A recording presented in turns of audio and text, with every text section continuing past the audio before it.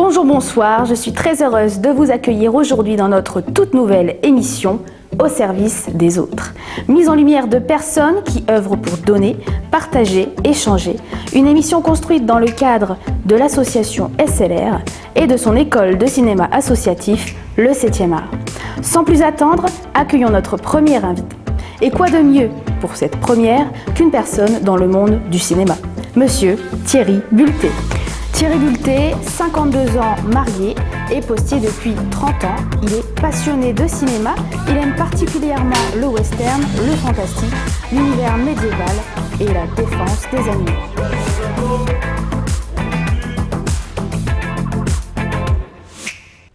Bonjour Thierry, bienvenue dans cette toute nouvelle émission. Bonjour. Alors, on l'a vu dans votre présentation, vous êtes polyvalent, mais alors d'où vous viennent toutes ces passions ?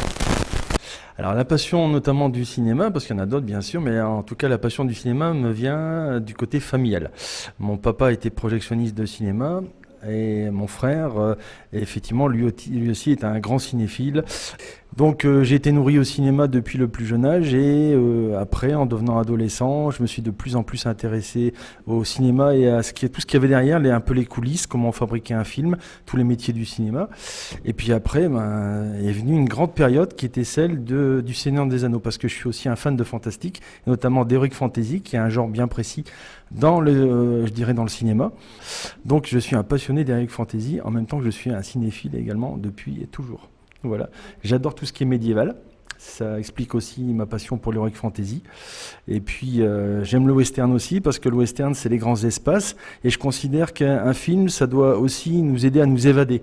Un film doit aussi divertir, malgré qu'un film puisse faire quantité d'autres choses. Un film peut nous apprendre des choses, un film est émouvant, un film peut nous donner conscience sur les problèmes de la vie, mais la base même du cinéma, je dirais ce pourquoi le cinéma a été créé il y a maintenant plus d'un siècle largement, c'est le divertissement. Mais alors, vous et votre frère, vous animez le ciné-club. Mais alors, qu'est-ce que c'est ? Alors le ciné-club, c'est un moment particulier de la vie du cinéma Jacques Tati d'Aniche. C'est à raison d'une séance à peu près par trimestre. On propose un film qui n'est pas un film récent, qui est un film qui généralement fait ce qu'on appelle un peu école du cinéma, c'est-à-dire c'est un film qui peut dater de 30, 40, voire 50 ans, et qui en fait est un film qui a fondé quelque chose dans le cinéma. Par exemple, si on a passé La Planète des Singes, le tout premier film de La Planète des Singes, qui date de 50 ans, qui a fêté son cinquantenaire cette année, et pouvoir passer le tout premier film alors que la franchise existait encore l'année dernière, avec des films en qualité numérique, alors qu'à l'époque, il y a 50 ans, c'était pas du tout du numérique, c'était des effets spéciaux faits à la main, avec des artisans, avec des maquillages spéciaux qu'il fallait faire pendant des heures et des heures. Il y a toute, je dirais, une partie école du cinéma de ce film qui fait que c'est un film qui nous apprend quantité de choses sur ce qui s'est passé après. C'est un film qui a posé des jalons, c'est un film qui a installé des codes du cinéma, et s'il n'y avait pas eu ce film-là, les films de maintenant, justement, concernant La Planète des Singes, n'existeraient pas. Voilà. Et au niveau du public, c'est intergénérationnel Oui, tout à fait. On veut effectivement que tout le monde puisse avoir sa place en tant que spectateur, en tant qu'amoureux du cinéma. Et comme on propose un débat à chaud après la diffusion du film, il y a toujours moyen à quelques personnes qui soient présentes de s'exprimer, de dire ce qu'elle a pensé du film. Par exemple, pour La Planète des Singes, il fallait que du fait que les personnes, les acteurs ne pouvaient pas enlever leur maquillage, il fallait qu'elles boivent avec une paille. Donc il mangeait avec une paille, il buvait avec une paille tout le temps, oui, si. Voilà, donc c'était une anecdote parmi tant d'autres. Voilà. Donc je vous propose maintenant de regarder la toute première vidéo et on se retrouve juste après. À tout de suite.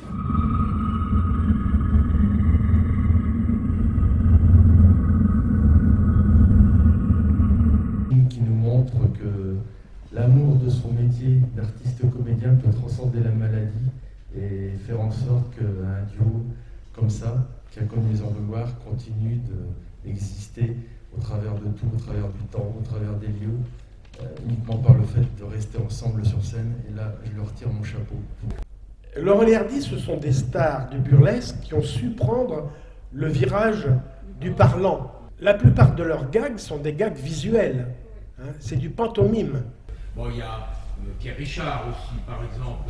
Et pour moi, ce sont des héritiers de Laurel et Hardy. Oui, bien sûr. Laurel et Hardy sont des héritiers Charlie Chaplin. Alors, le film commence par un impressionnant plan séquence. Forcément, ça met la pression aux acteurs. La fin de carrière de Laurel Hardy, c'est aussi la fin d'un certain cinéma. Hein. On va laisser de côté une certaine humanité pour se tourner vers une industrialisation cinématographique. Hein. J'ai un très beau souvenir d'un Laurel Hardy dans lequel j'étais légionnaire en plein Sahara. Et John Baird a dit, j'en ai eu des frissons dans le dos. J'ai dit, il n'y a pas de doute, Laurel, c'est lui. Souvent, les comiques sont dans leur vie des personnages d'une profonde mélancolie, d'une profonde tristesse.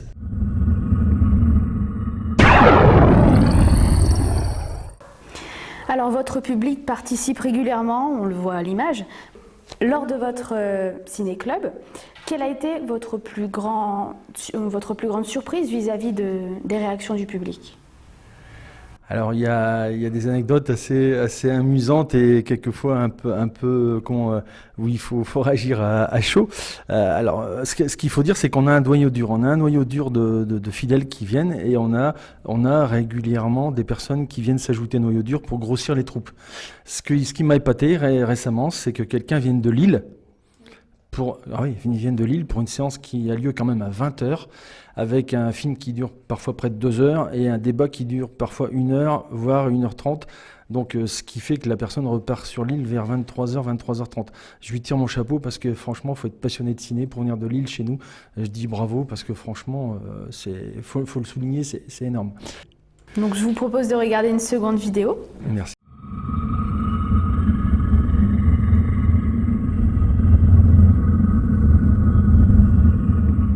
Nous sommes actuellement au cinéma Jacques Tati.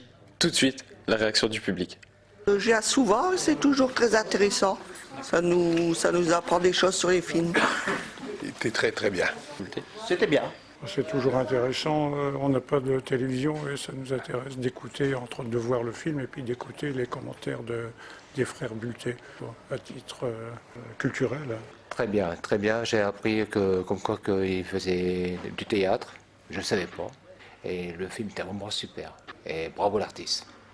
C'est pour ça que je viens même de Lille, parce que j'adore ce ciné-débat. Ça me rappelle la fameuse émission Ciné-Club de Eddie Mitchell.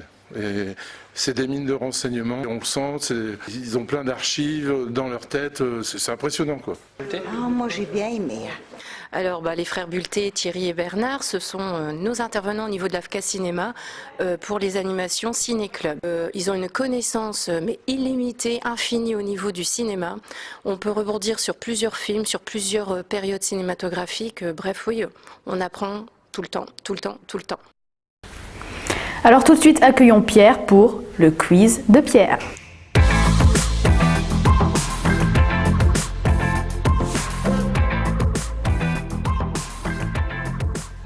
Clairement, j'ai pas ménagé à inviter. Alors, bonjour Thierry. Bonjour donc, Pierre. Moi, c'est Pierre pour le quiz de Pierre. Donc moi, je suis pas là pour vous faire du bien. Clairement, je suis là pour vous déstabiliser mentalement, physiquement, avec des questions de cinéma. Oh. Alors, on va commencer par les plus durs. Attention, est-ce que vous êtes prêts, Thierry? Oui, je suis prêt. Alors, quand est sorti le premier Star Wars? 19 octobre 1977. Ouais, il est bon, hein, on m'a pas menti. Quand est sorti le premier Seigneur des Anneaux? 2001. Quel sport est à l'honneur dans le film Million Dollar Baby? Million Dollar Baby. Le catch, la boxe, la lutte ou le kung-fu? La boxe. Il est vraiment bon. Quel est le modèle de la voiture de James Bond dans Le Monde ne suffit pas? Celle-là, je la vois. Ah, elle est pas mal celle-là. Je sais que James Bond adore les Aston Martin, je dirais l'Aston Martin. Eh c'est pas ça, c'est la BMW. Question piège à la marché. Bien. Allez, on y retourne. Je vais me le faire celui-là, je vais me le faire. Quel film retrace la vie du Che avant son arrivée à Cuba? Che. El Commandante. Non. Non. Carnet de voyage. Ah. Tu pourrais. Qui a écrit L'Empire des loups? Jean-Christophe Granger. Oh, il est bon. Oh, qui est bon. Quel auteur doit-on la trilogie Millennium? Il me semble que c'est Stieg Larsson. Oh, il est vraiment bon. Ok, c'est bien ça. Ouais. Ok. Qui est le plus dago entre Mickey et Dago? Je suis sûr de gagner celle-là. Je vais la gagner. Ah, on m'a fait pas moi. Oh bah je dirais que c'est Mickey, allez. Eh ben non, c'était Dago. Allez. Qui a réalisé le thriller Les Rivières Pourpres? Mathieu Kassovitz. Il est bon, c'est ça. Il est bon, on m'avait pas menti, mais bon. En 2000, qui a réalisé le film policier Snatch? Guy Ritchie, Ron Howard, Quentin Tarantino ou Martin Scorsese? Que je pense le bon nom c'est Guy Ritchie. Oh il est bon, wow. C'est ça. Quel acteur joue le truand acolyte de Samuel Jackson dans Pulp Fiction? Et c'est John Travolta. Oh, ça était facile, je te laisse. Quel personnage a été créé par Maurice Leblanc? Arsène Lupin. Ah, il est bon. Okay. Ouais. Donne-moi la composition exacte du ketchup. J'ai gagné. Je gagne tout le temps. Ah, ça, c'est qu'ils sont là, c'est sûr. Ah bah, ouais. Bah, je pense qu'il y a de la tomate déjà, du sucre aussi. Ouais. Un vinaigre. Non. Vinaigre, ouais. Il peut en avoir. Un peu d'huile. Je confirme. Ouais. Et après, beaucoup de colorant. J'ai pas la liste. Il y a beaucoup de colorant. En tout cas, merci Thierry d'avoir répondu au quiz de Pierre. On va pas mentir, il est fort. Il est vraiment fort.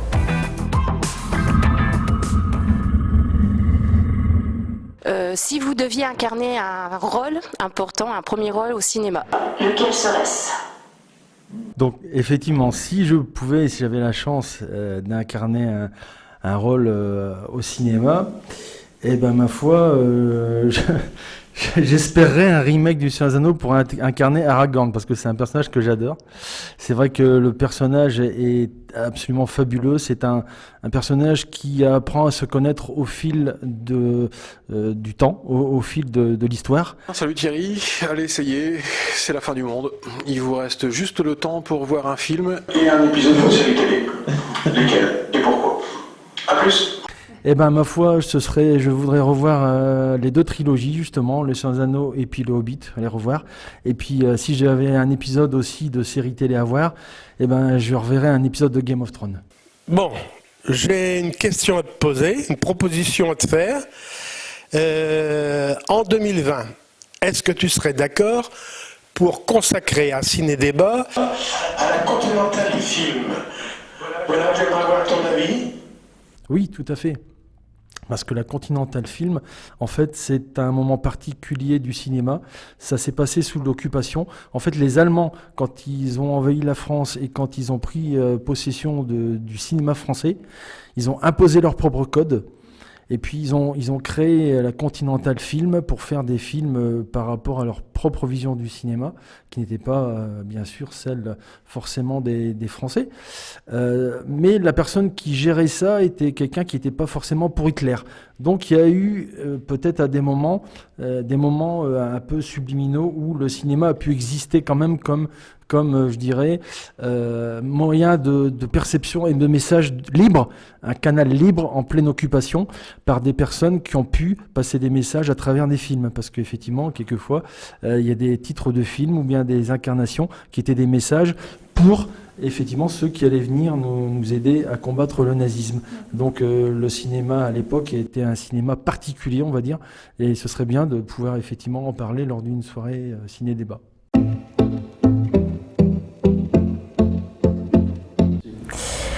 Donc maintenant nous allons enchaîner sur un conte. Vous nous en avez préparé un.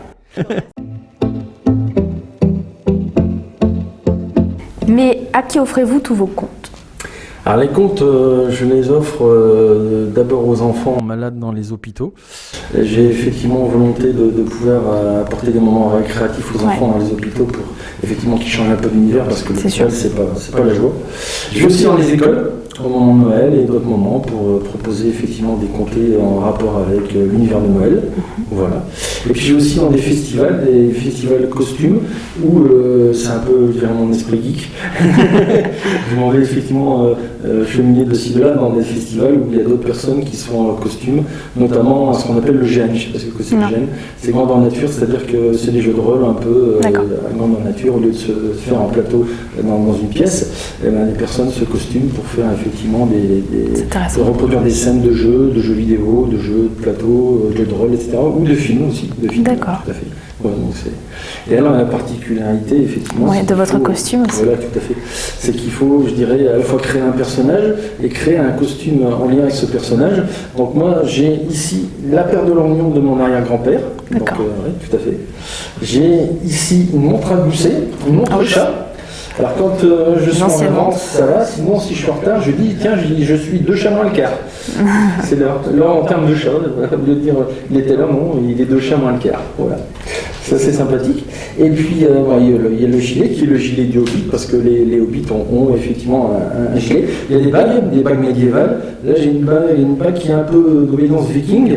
Là, c'est chevalier. Et là, c'est la bague d'Aragorn. Je ne sais pas si on peut zoomer éventuellement. Et c'est la bague d'Aragorn, la toute dernière, la bague d'Aragorn, effectivement, dans Le Seigneur des Anneaux. Voilà. Et puis ça, effectivement, ce sont des choses qu'on trouve, effectivement, là aussi dans Le Seigneur des Anneaux. Boromir emporte, Aragorn emporte, effectivement. Et là, il y a des dragons qui sont posés, parce que le dragon est un de mes personnages préférés dans le bestiaire fantastique. Mon animal préféré. Et je vais d'ailleurs me faire un tatouage dragon sur le bras. C'est un scoop pour vous. Pour faire un petit tatouage sympa dragon, grâce à un de mes potes qui est illustrateur. Qui dessine des dragons, et donc je lui ai demandé de me faire un dragon, un dessin qui sera transposé directement en tatouage. Voilà. Sur la peau. Tout à fait, absolument. Magnifique. Voilà. Merci à vous. Merci beaucoup pour cette émission, cette toute première émission. Merci Thierry d'avoir été notre premier invité pour cette toute nouvelle émission au service des autres. Merci beaucoup. Je voudrais aussi remercier toute l'équipe de cette émission au service des autres, toutes les personnes qui ont aidé à la réalisation, à la préparation aussi, Shaïda Kalkoul, Angélique Roger, Jonathan Deric, Mohamed Kalkoul, l'OMCA, l'AFCA, le CACSA, le service aussi communication de la ville d'Aniche, le service culturel et l'ensemble des personnes de SLR, le 7e art, en vous donnant rendez-vous pour une prochaine émission au service des autres. Monsieur Thierry Bulté, merci d'avoir répondu à nos questions.